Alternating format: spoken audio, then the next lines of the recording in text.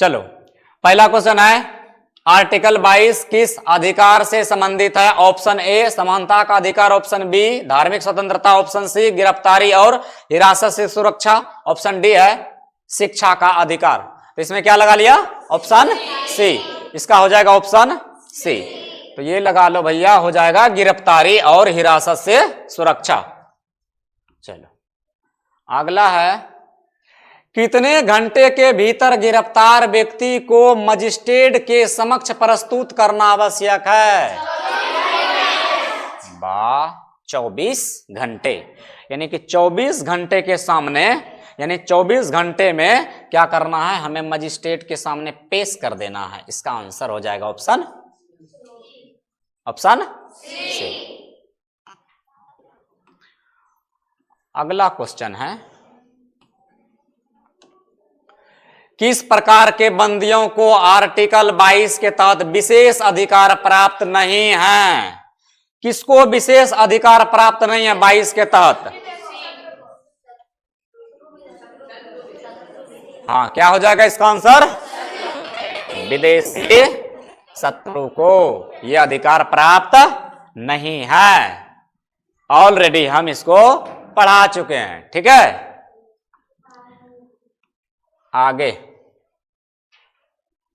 आगे है आर्टिकल 22 का खंड 3 किससे संबंधित है? 22 का खंड 3 किससे संबंधित है? क्या हो जाएगा इसका आंसर? इसका आंसर हो जाएगा निवारक निरोध, ठीक है। ऑप्शन ए निवारक निरोध, ऑप्शन ए, ठीक है। चलो उसके बाद अगला क्वेश्चन है, निवारक निरोध की अवधि, निवारक निरोध की अवधि बिना सलाहकार बोर्ड की राय के कितने दिनों तक हो सकती है? 1 महीना, 3 महीना, 6 महीना या 9 महीना? कितने दिनों का तक हो सकता है? हाँ, वाह वाह, क्या बात है, 3 महीना। तो इसका आंसर हो जाएगा ऑप्शन बी, 3 महीना तक निवारक निरोध के अंतर्गत रखा जाता है जब किसी व्यक्ति को गिरफ्तार करता है तो, ठीक है। उसके बाद है अगला क्वेश्चन, आर्टिकल 22 के अंतर्गत प्रिवेंटिव डिटेंस की अधिकतम अवधि क्या है? मतलब निवारक निरोध की अधिकतम अवधि क्या है? देखो, निवारक निरोध को ही कहते हैं प्रिवेंटिव डिटेंस। वही क्वेश्चन को पूछा है लेकिन इंग्लिश में दे दिया है, ठीक है ना। तो क्या हो जाएगा इसका आंसर? 3 महीना, ठीक है। चलो आगे चलते हैं। अगला जो क्वेश्चन है वो है, प्रिवेंटिव डिटेंस किस उद्देश्य से किया जाता है? सजा देने के लिए, ऑप्शन बी अपराध की जांच करने के लिए, ऑप्शन सी संभावित अपराध रोकने के लिए, और ऑप्शन डी मुकदमा चलाने के लिए। आंसर इसका बताओ, क्या हो जाएगा इसका आंसर? मतलब हम फिर से कह देते हैं, निवारक निरोध किस उद्देश्य से किया जाता है? हम बताए थे तुम लोग को कि संभावित, ऐसे व्यक्ति जिसको लगता है कि अपराध कर देगा। निवारक निरोध मतलब अपराध कर देगा, उसको बिना बताए क्या कर लिया जाता है? गिरफ्तार कर लिया जाता है। तो क्या होता है? संभावित अपराधों को रोकने के लिए। ऑप्शन क्या हो जाएगा? सी। चलो ऑप्शन हो जाएगा सी। आगे अगर देखा जाए तो कहता है, गिरफ्तारी के समय पुलिस को क्या बताना आवश्यक है? क्या बताना आवश्यक है? हाँ, क्या बताना आवश्यक? कारण। पुलिस जब किसी व्यक्ति को गिरफ्तार करेगा तो उसको कारण बताना आवश्यक है, ठीक है। चलो उसके बाद है अगला क्वेश्चन, क्या आर्टिकल 22 विदेशी नागरिकों पर भी लागू होता है? हाँ या ना? केवल भारत में जन्मे लोगों पर, केवल अपराधियों पर? बताओ इसका आंसर। क्या कहता है आर्टिकल 22 विदेशी नागरिकों पर भी लागू होता है? तो इसका आंसर है बिल्कुल होता है, विदेशी नागरिक पर भी लागू होता है। ठीक है,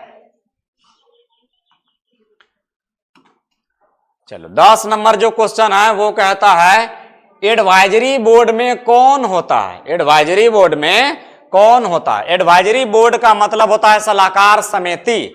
तो सलाहकार समिति में कौन शामिल होते हैं? मंत्री होते हैं, संसद होते हैं, उच्च न्यायालय के न्यायाधीश होते हैं, या फिर मुख्य सचिव होते हैं? कौन होते हैं? तो देखो हम बता देते हैं इसके बारे में।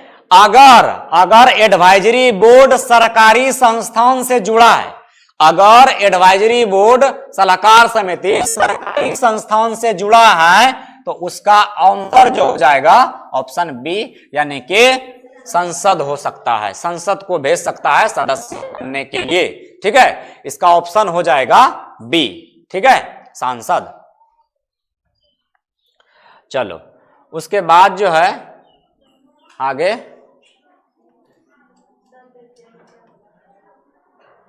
है आर्टिकल 23 का मुख्य उद्देश्य क्या है? लगाओ, आर्टिकल 23 का मुख्य उद्देश्य क्या है? आर्टिकल 23 का मुख्य उद्देश्य क्या है? लगाओ इसको, क्या है इसका मुख्य उद्देश्य? शिक्षा प्रदान करना, धार्मिक स्वतंत्रता, मानव तस्करी और जबरन श्रम पर रोक, और क्या कहता है अगला डी नंबर में रोजगार देना। बताओ इसका आंसर क्या होगा? क्या होगा आंसर? तो देखो आर्टिकल 23 कहता है इसका मुख्य उद्देश्य आर्टिकल 23 का कि यहां पर मानव तस्करी और जबरन श्रम पर रोक लगाना। यह ना पढ़े थे 23 में कि किसी भी व्यक्ति से जबरदस्ती क्या नहीं करवा सकता है? काम नहीं करवा सकता है। तो ये हो गया ऑप्शन सी इसका राइट आंसर। ठीक है, अनुच्छेद 23 में हम लोग यही पढ़े थे। अगला है बेगार का अर्थ क्या होता है? बेगार का अर्थ क्या होता है बताओ? बेगार का अर्थ क्या होता है? ऑप्शन ए भुगतान युक्त सेवा, मतलब कोई चीज प्राप्त करके उसको सेवा देना है। ऑप्शन बी है बिना भुगतान के सेवा, और स्वेच्छा से सेवा मतलब स्वैच्छिक सेवा, और धार्मिक सेवा। तो इसमें क्या होगा? इसका आंसर होगा ऑप्शन बी। इसका मतलब है क्या? बिना भुगतान के सेवा। बेगार का मतलब क्या? हमें कुछ मिलबो नहीं करेगा और हम उसका क्या करेंगे? कार्य करेंगे। इसको क्या कहते हैं? बिना भुगतान के सेवा। यानी कि इसके अंतर्गत कौन आएगा बताओ तो? बंधुआ मजदूर। कौन आएगा? बंधुआ मजदूर आ जाएगा। बंधुआ मजदूर को देखता है कुछ मिलता भी नहीं, जबरदस्ती उससे काम ले लेता है। तो बिना भुगतान का सेवा, तो ऑप्शन हो जाएगा बी। ठीक है, उसके बाद है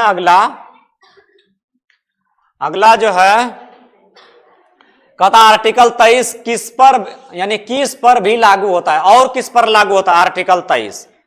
किस किस पर लागू होता है आर्टिकल 23? ऑप्शन है केवल सरकारी संस्थान पर, केवल निजी संस्थान पर, सरकार और निजी दोनों पर, केवल धार्मिक संस्थान पर। क्या होगा? ऑप्शन सी, दोनों पर लागू होता है। ठीक है ना, आर्टिकल 23 जो है, अब देखो ऐसा थोड़ी है कि सरकारी कर्मचारी एक बच्चे को बहुत अच्छे से खटवा ले, एक महिला का सरकारी कर्मचारी शोषण कर ले, ये गलत बात है ना। तो प्राइवेट पर भी और सरकारी पर भी ये किस पर लागू होता है? दोनों पर लागू होता है। सही है, चलो बहुत अच्छा। आगे जो है इसमें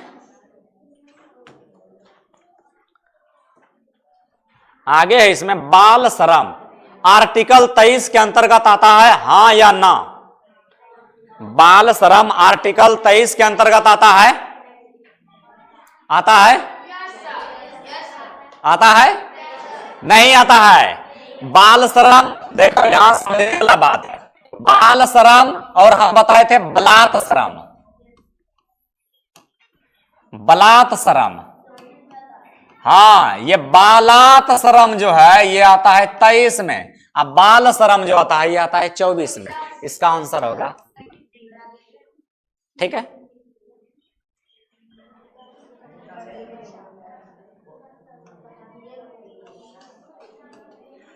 चलो 15 देखो क्या है। 15 में कहता है कौन सा अधिनियम आर्टिकल 23 को लागू करता है? कौन सा, चलो इसको लगाओ, कौन सा अधिनियम आर्टिकल 23 को लागू करता है? 23 क्या कहता है? बाल संरक्षण अधिनियम, श्रम सुधार अधिनियम, बंधुआ मजदूरी अधिनियम, और क्या कहता है? कार्यस्थल सुरक्षा अधिनियम। तो इसका ऑप्शन क्या हो जाएगा? हाँ, हम बताए थे जो आर्टिकल 23 है, हम पढ़े थे बंधुआ मजदूरी उन्मूलन अधिनियम 1976, क्या पढ़े थे ना? तो इसका आंसर हो जाएगा ऑप्शन सी। बहुत अच्छा लगाया अभी तक तुम लोगों ने। चलो आगे हम देखते हैं, आगे क्या है? आगे है बेगार को अपराध की श्रेणी में कब रखा गया? बेगार को अपराध की श्रेणी में कब रखा गया? बेगार मतलब बंधुआ मजदूर, बेगार मतलब बंधुआ मजदूर। 1976। क्या बात है, आप तुम लोग लगता है कि पढ़ाई कर रहा है। 1976। चलो इसके बाद हो जाएगा अगला, बंधुआ मजदूरी की पहचान किसके द्वारा की जाती है? बंधुआ मजदूर की पहचान किसके द्वारा की जाती है? ऑप्शन ए पुलिस है, दूसरा पंचायत, तीसरा जिला प्रशासन, और चौथा है श्रम न्यायालय। जी नहीं, तुम लोग ये क्वेश्चन क्या कर दिया? गलत कर दिया। क्या कर दिया? गलत। तो इसको जो अधिकार दिया है बंधुआ मजदूर की पहचान करने के लिए जिला प्रशासन, डिस्ट्रिक्ट मजिस्ट्रेट के पास दिया गया। ठीक है, डिस्ट्रिक्ट मजिस्ट्रेट को दिया गया है। ठीक है, चलो उसके बाद है आगे, ऑप्शन सी लगा लिया। अगला है जबरन श्रम का मुख्य कारण क्या है? देखो, कोई भी व्यक्ति से जबरदस्ती मतलब काम करवा सकता है, इसका मुख्य कारण क्या हो सकता है? बहुत अच्छा, इसका आंसर है गरीबी। गरीबी, बेरोजगारी, यही तो है, जबरदस्ती काम करने का मतलब यही है। ठीक है, चलो लगा ले लोग। उसके बाद हो जाएगा नेक्स्ट,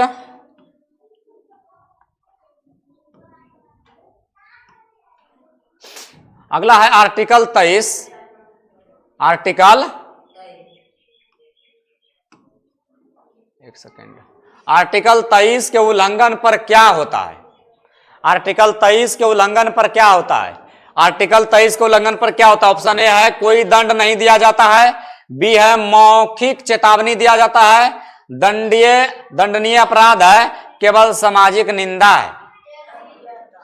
देखो, जब भी किसी भी मौलिक अधिकार का उल्लंघन होता है, जब भी किसी मौलिक अधिकार का क्या होता है? उल्लंघन होता है, तो उसको अपराध की श्रेणी में रखा गया है। किस में रखा गया है?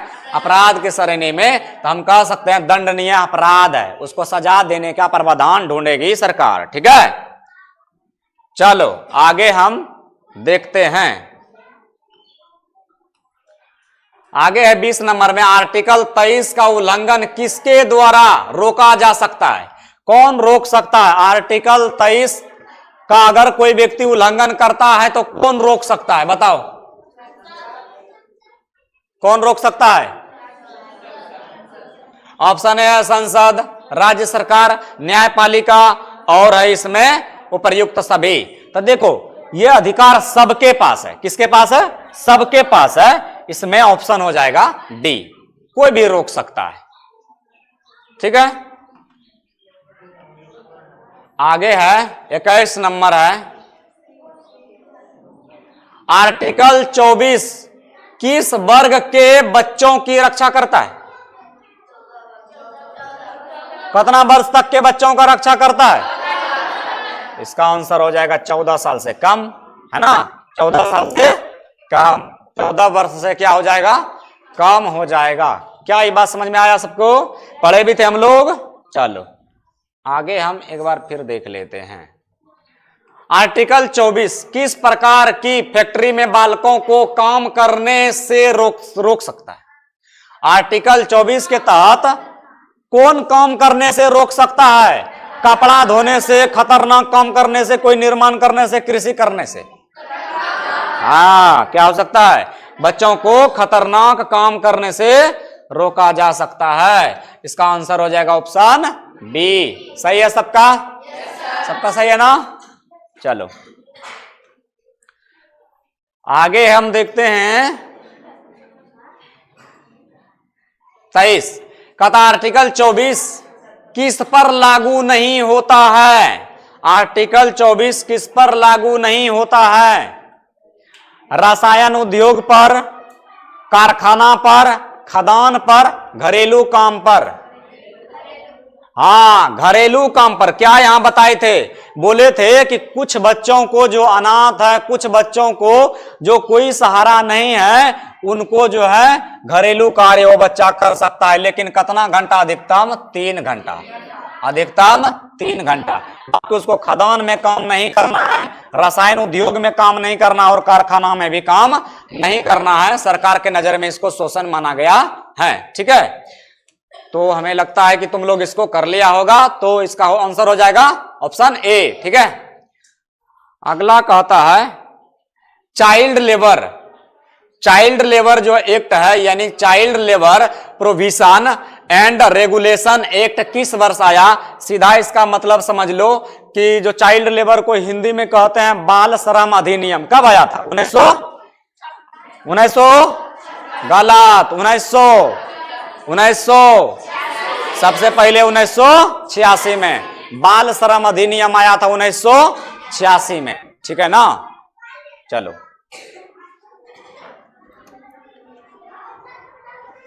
आगे चलते हैं और आगे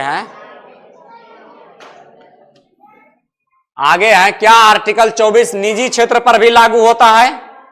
आर्टिकल 24 निजी क्षेत्र पर भी लागू होता है, हाँ या ना? बिल्कुल, आर्टिकल 24 निजी क्षेत्र पर भी लागू होता है। ठीक है, आगे है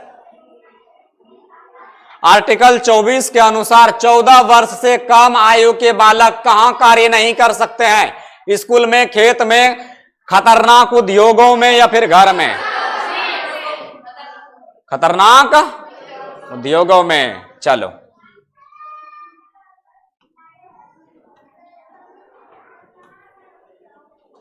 सताइस में है आर्टिकल 24 किस प्रकार के मौलिक अधिकारों से संबंधित है? सांस्कृतिक अधिकार, समानता के अधिकार, शोषण के विरुद्ध अधिकार, स्वतंत्रता के अधिकार। शोषण के विरुद्ध अधिकार। ऑप्शन हो जाएगा सी। ठीक है, आगे है बाल श्रम उन्मूलन हेतु भारत ने कौन सा अंतर्राष्ट्रीय समझौता अपनाया? कौन सा अंतर्राष्ट्रीय समझौता अपनाया? तो याद रखना इसका आंसर जो हो जाएगा ऑप्शन ए हो जाएगा, ILO कन्वेंशन। ये हो जाएगा 182। ठीक है, देखो दूगो समझौता इसने अपनाया था। एगो अपनाया था ILO कन्वेंशन 138, ठीक है, नंबर 138, और ILO कन्वेंशन नंबर 182। दो समझौता पर इन्होंने, भारतीय सरकार ने क्या कहते हैं, हस्ताक्षर किया है। ठीक है, तो आगे चलते हैं। आगे है बाल श्रम के विरुद्ध किस भारतीय योजना में कार्य किया जाता है? किसमें कार्य किया जाएगा? किसमें कार्य किया जाएगा? 29 मिड डे मील, प्रधानमंत्री बाल सुरक्षा योजना, राष्ट्रीय बाल श्रम परियोजना, आंगनबाड़ी योजना। बताओ इसका आंसर। यानी कि बाल श्रम, ध्यान से इस क्वेश्चन को देखो, क्या कहता है? ये कहता है बाल श्रम के विरुद्ध किस भारतीय योजना में कार्य किया जाता है? तो इसका जो आंसर हो जाएगा सी हो जाएगा, राष्ट्रीय बाल श्रम परियोजना, ऑप्शन सी। ठीक है, ऑप्शन सी हो जाएगा। तुम लोग इसको कर लिया होगा। ठीक है, आगे देखो लास्ट नंबर क्वेश्चन और 30 नंबर है। कहता है किस अनुच्छेद में यह प्रावधान है कि बच्चों से खतरनाक कार्य नहीं कराया जाएगा? Article article 24, article 24। चलो, बहुत अच्छा रहा क्वेश्चन, और अच्छा क्वेश्चन था, सब पढ़ाया हुआ था, तुम लोग कर लिया होगा।